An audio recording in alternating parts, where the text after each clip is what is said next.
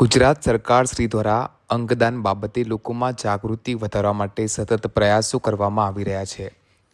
સરકારશ્રીના આરોગ્ય વિભાગના માર્ગદર્શન હેઠળ રાજ્યભરમાં અંગદાન સંબંધિત પ્રવૃત્તિને ઉત્તેજન મળે તે માટે કામગીરી થઈ રહી છે.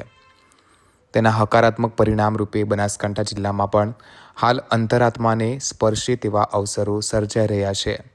બનાસ મેડિકલ કોલેજ સંચાલિત જનરલ હોસ્પિટલ પાલનપુર ખાતેથી આજ રોજ ડીસા ખાતે રહેતા બ્રેન ડેડ થયેલા 44 વર્ષીય કાંતિભાઈ ઠક્કરનું અંગદાન થતાં અન્ય 3 જરૂરિયાતમંદ દર્દીઓને નવજીવન મળશે. બનાસ જનરલ હોસ્પિટલ પાલનપુર ખાતેથી આ પ્રથમ અંગદાન છે, જ્યારે જિલ્લામાં અત્યાર સુધી 11થી વધુ અંગદાન થયા છે. બ્રેન ડેડ કાંતિભાઈના ભાઈ શૈલેષભાઈએ જણાવ્યું કે તેમના ભાઈ પડી જવાથી હેમરેજ થયું હતું. સૌપ્રથમ તેઓ તેમના ભાઈને સરકારી સિવિલ હોસ્પિટલ ડીસા ખાતે લઈ ગયા હતા. વધુ સારવાર માટે પાલનપુર જનરલ હોસ્પિટલ ખાતે લઈ આવ્યા હતા.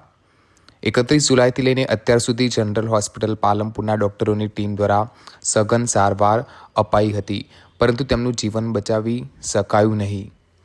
પરિવારે નક્કી કર્યું કે કાંતિભાઈનો જીવ ભલે ના બચી શક્યો, પરંતુ બીજા લોકોને અમે નવી જિંદગી આપી શકીએ છીએ, જેથી અંગદાન કરવાનો નિર્ણય કર્યો હતો. જનરલ હોસ્પિટલ પાલનપુર ખાતેથી સારવાર તથા અંગદાન માટે પ્રોત્સાહન અને સાથ સહકાર મળ્યો હતો. શ્રી દિલીપ દેશમુખ દાદાના પ્રયત્નોથી છેલ્લા 4.5 વર્ષથી અંગદાન જાગૃતિ માટે પ્રયાસો કરવામાં આવી રહ્યા છે. બ્યુરો રિપોર્ટ, બનાસ રત્ન ન્યૂઝ.